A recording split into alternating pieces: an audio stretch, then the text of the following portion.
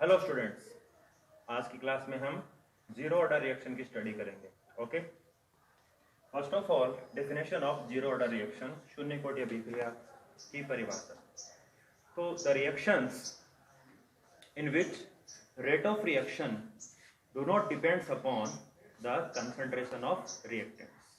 वे अभिक्रियाएं जिनमें अभिक्रिया का वेग अभिकारकों की सांद्रता पर निर्भर ही नहीं करता, these are called zero order reaction. उन्हें हम शून्य कोटि अभिक्रिया कहते हैं। ठीक है, चलिए अपन बात करते हैं अब जीरो ऑर्डर रिएक्शन के कुछ महत्वपूर्ण टॉपिक्स की, कुछ महत्वपूर्ण बिंदुओं की।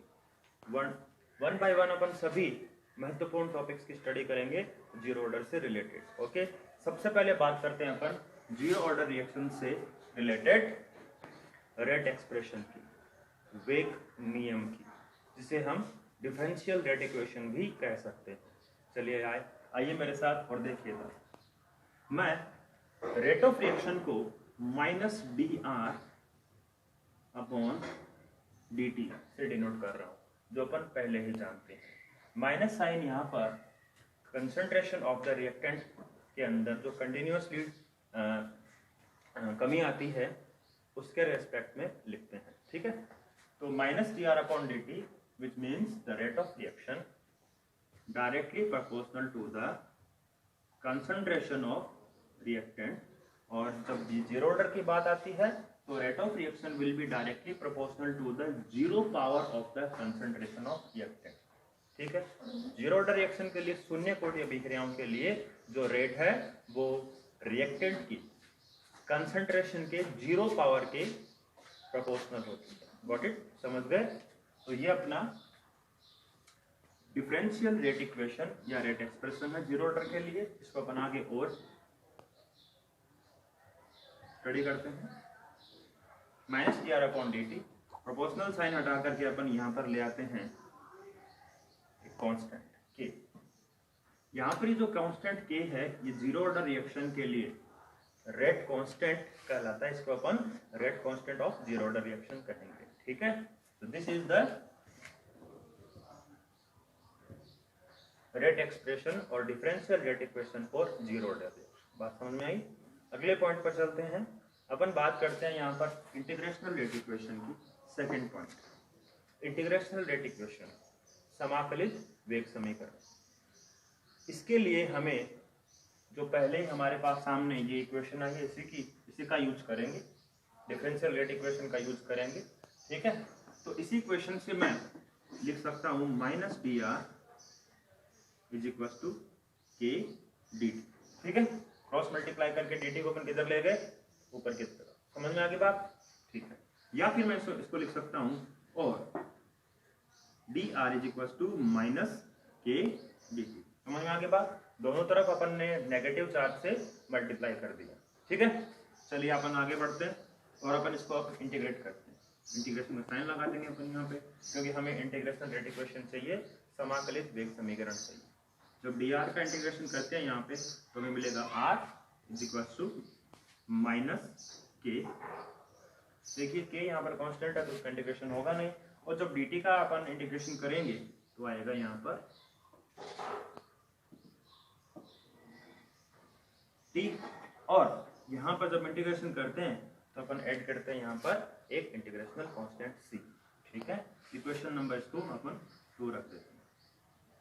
तो यहाँ पर जो सी है वो इंटीग्रेशनल कांस्टेंट है। अपन को सी की वैल्यू निकालनी है।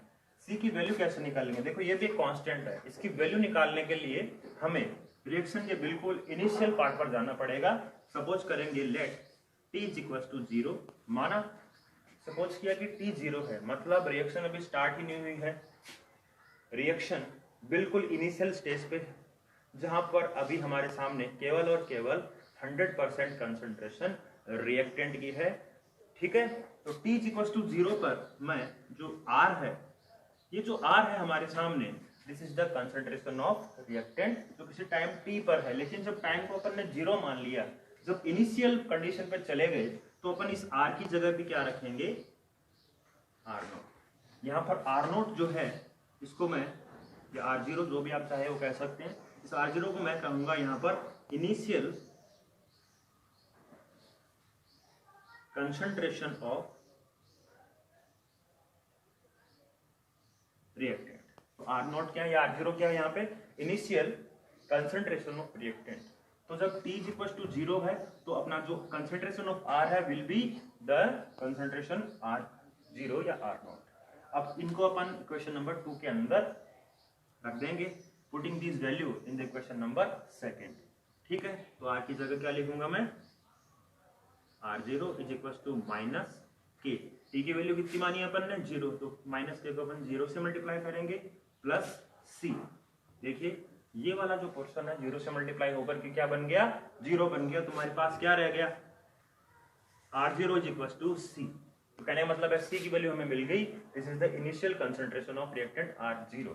इसकी वैल्यू को, C की वैल्यू को अपन वापस इक्वेशन नंबर 2 में रख देंगे। तो वैल्यू क्या आ जाएगी, R = -KT प्लस C की जगह C की वैल्यू रख देंगे R0। This is the equation number 3, or we can say it is the integrational rate equation for zero order reaction। समझ गए बच्चों? ओके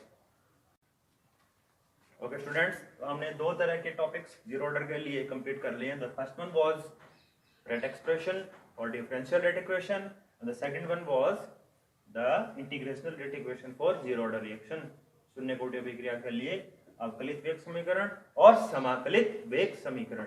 अब अपन बात करते हैं third point, zero order reaction के लिए मैं यहां पर concentration of R and T के बीच में ग्राफ प्लॉट करूंगा।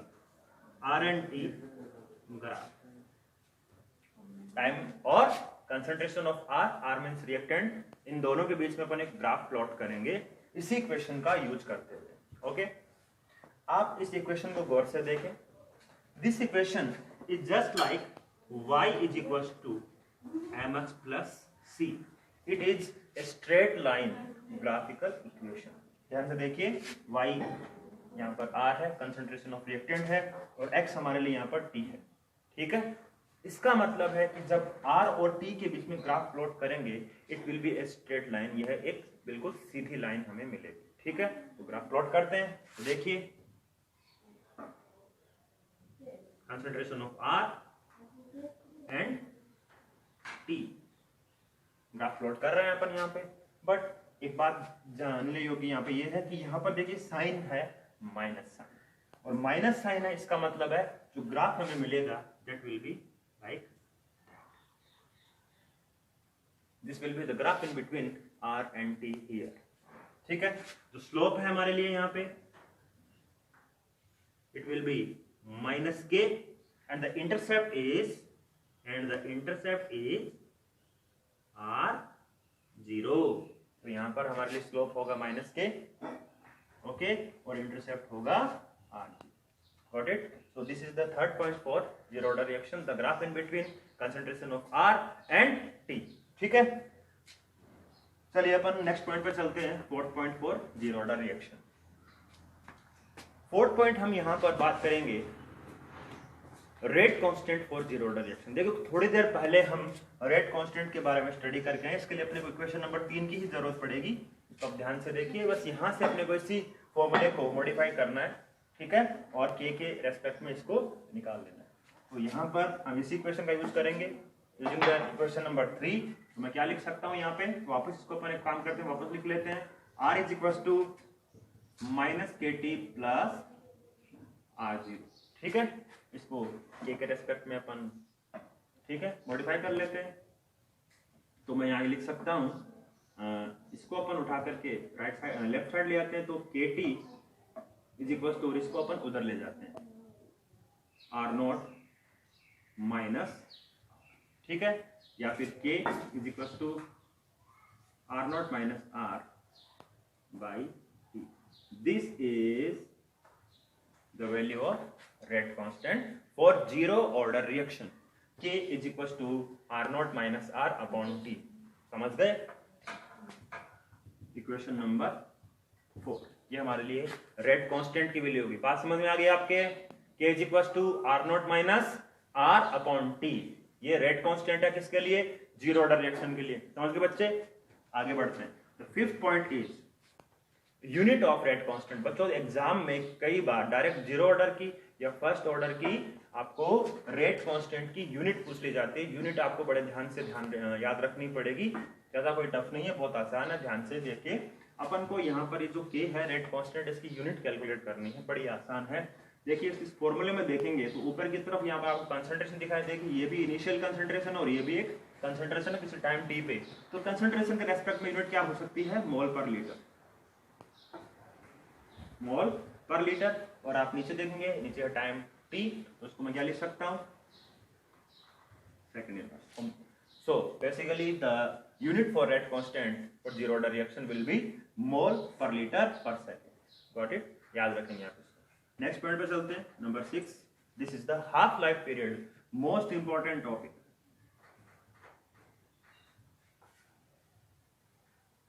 हाफ लाइफ पीरियड की बात करेंगे अपन यहाँ पे।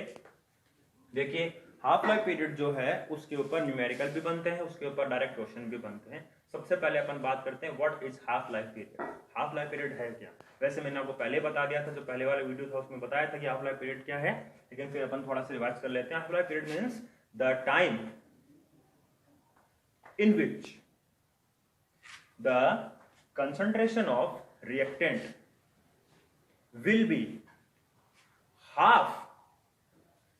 will be written the half of the initial concentration of reactant। कहने का मतलब ये है कि हाफ लाइफ पीरियड वो टाइम पीरियड है, वो समय है जिसमें अभिकारक की सांद्रता, प्रारंभिक सांद्रता मतलब इनिशियल कंसंट्रेशन की आधी रह जाए, हाफ रह जाए। ठीक है, अपन डायरेक्ट फॉर्मूले की बात करते हैं, फॉर्मूले को कैलकुलेट करते हैं। तो मेरे को वापस उसी फॉर्मूले की रिक्वायरमेंट पड़ेगी जो अपन ने क्वेश्चन नंबर 3 में लिखा था। ठीक है, चलिए 3 की बात कर सकते हैं या 4 की बात कर सकते हैं। चलो अपन 4 लेके भी इसको कैलकुलेट कर सकते हैं। चलो मैं 4 इक्वेशन नंबर 4 से बात करता हूँ। K = R0 - R upon T। अपन इक्वेशन नंबर 4 का यूज किया है। ठीक है, अब हाफ लाइफ पीरियड के लिए जो अपन साइन है वो T/2 इसका यूज करते हैं। T/2 का यूज करेंगे T की जगह पर। ठीक है, तो T यहाँ पर रहेगा T/2, जो टाइम था अपन उसको क्या मानेंगे, हाफ लाइफ T/2। और जो R है, जो किसी टाइम T पर कंसंट्रेशन थी, उसको भी अपन क्या मानेंगे, इनिशियल कंसंट्रेशन का हाफ। यही तो बात की है। हाफ लाइफ पीरियड क्या होता है, the time in which the concentration of reactant becomes the half of initial concentration. ठीक है, तो ये हाफ लाइफ पीरियड है। अब यही वैल्यूज अपन इस क्वेश्चन में प्लॉट करेंगे।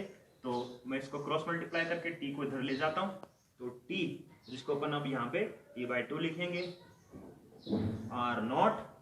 ठीक है, और R को क्या लिख रहे हैं अपन यहाँ पे, R0/2। Got it. और K को क्रॉस मल्टीप्लाई करके अपन इधर ले ही गए थे। तो बड़े ध्यान से देखिए, R0 में से हाफ R0 को अपन ने सब्ट्रैक्ट कर दिया। सब्ट्रैक्ट करने के बाद बचा क्या, T/2 = देखो R0 में से अपन ने हाफ R0 को सब्ट्रैक्ट किया, तो बचा कितना, हाफ R0। और नीचे K भी तो पड़ा है, तो T/2 = R0/2K।